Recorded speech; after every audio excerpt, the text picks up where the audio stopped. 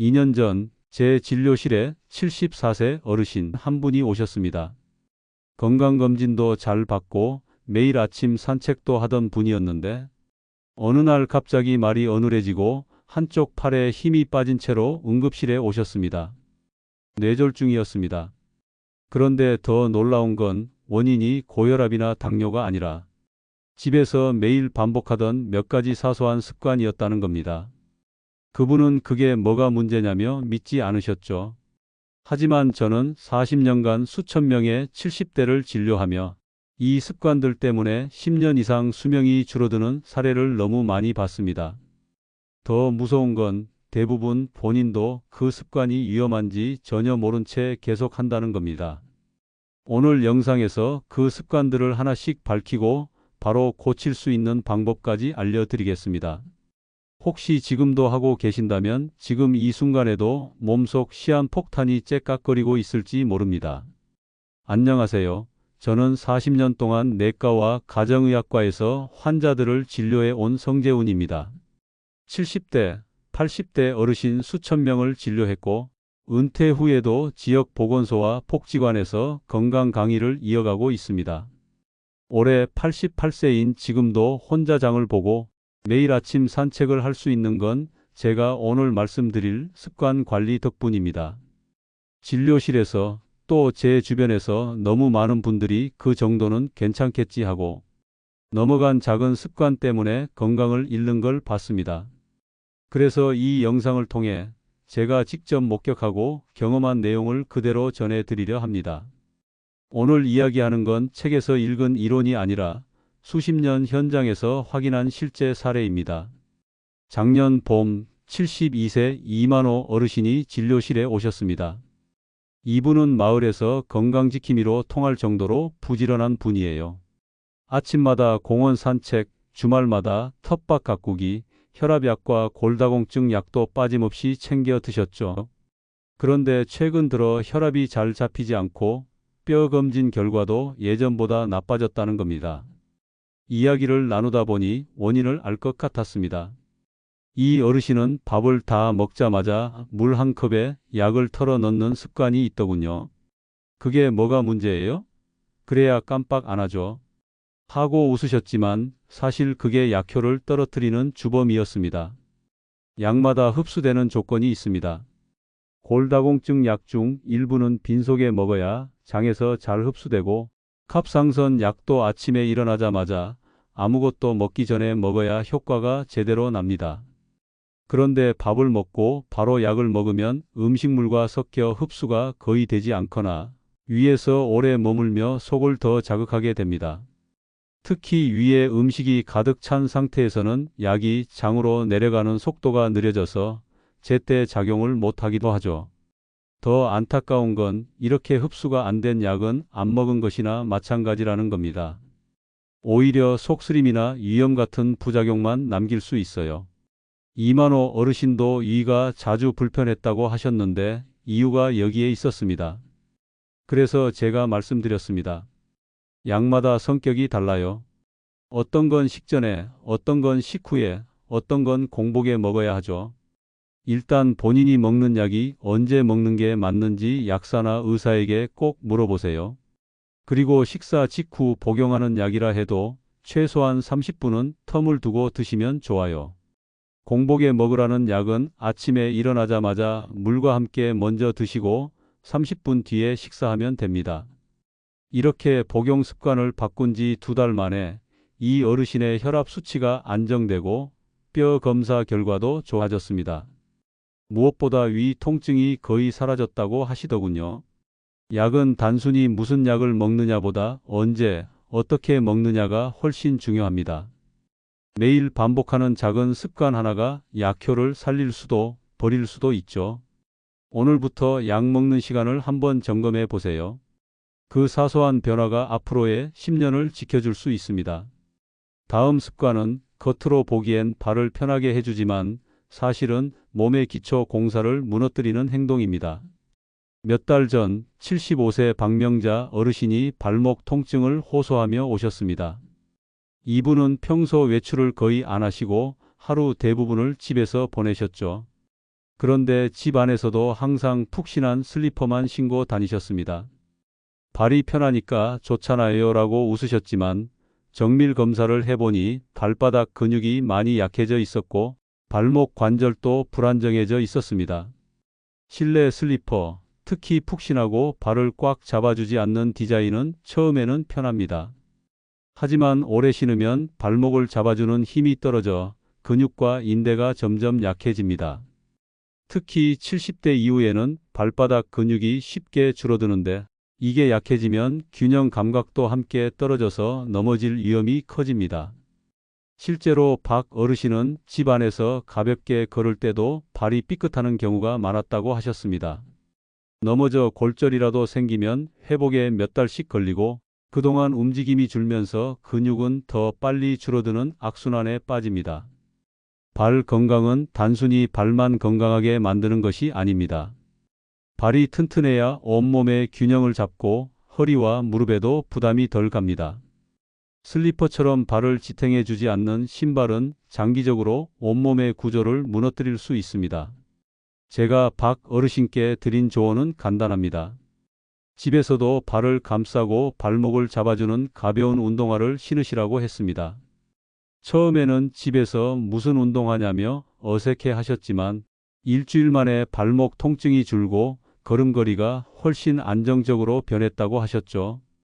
또 하루에 5분 정도는 맨발로 서서 발가락을 오므렸다 펴는 운동을 하게 했습니다. 발가락 근육을 강화하는 간단한 습관인데 균형 감각 향상에 큰 도움이 됩니다. 그 후로 박 어르신은 집에서도 걷는 게 한결 편해졌고 작은 계단이나 경사도 무섭지 않다고 하셨습니다. 발은 우리 몸의 기초 공사입니다. 기초가 무너지면 위에 있는 모든 구조물이 흔들리듯 발 건강이 무너지면 전신 건강이 따라 무너집니다. 오늘부터라도 슬리퍼 대신 발을 잡아주는 신발로 바꿔보세요. 사소한 교체 하나가 앞으로의 균형과 안전을 지켜줍니다. 세 번째 습관은 많은 분들이 즐겁고 무해하다고 생각하지만 위장과 혈관, 심지어 다리 건강까지 한꺼번에 해치는 행동입니다. 얼마 전 73세 정미화 어르신이 위장 불편과 체한 증상으로 병원을 찾으셨습니다. 특별히 기름진 음식을 먹은 것도 아닌데 식후 더부룩함이 자주 생긴다고 하셨죠.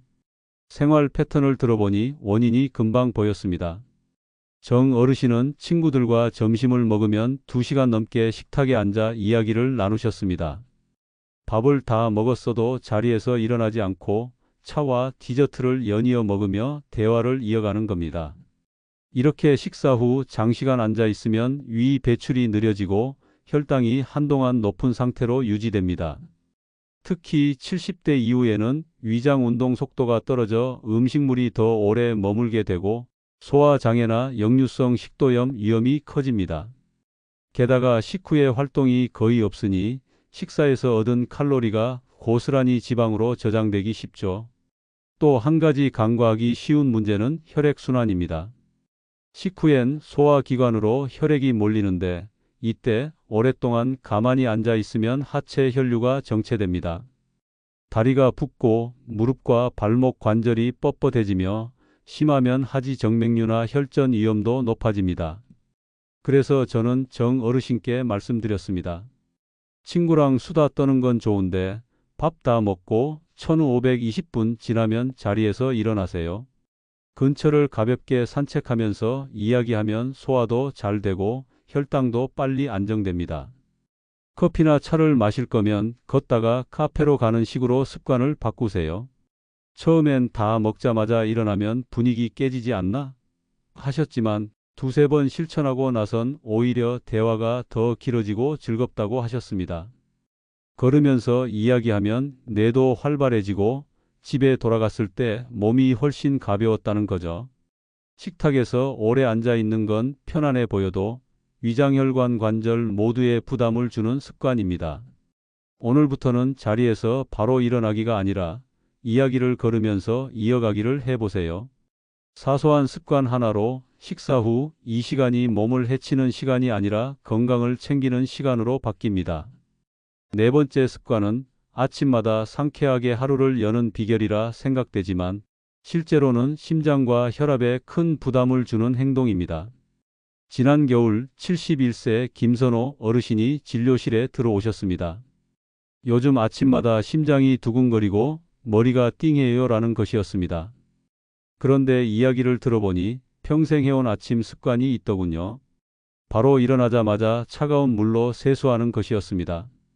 김 어르신은 얼굴이 번쩍 깨고 하루가 상쾌하게 시작된다고 믿고 계셨지만 사실 이 습관은 70대 이후에는 위험할 수 있습니다.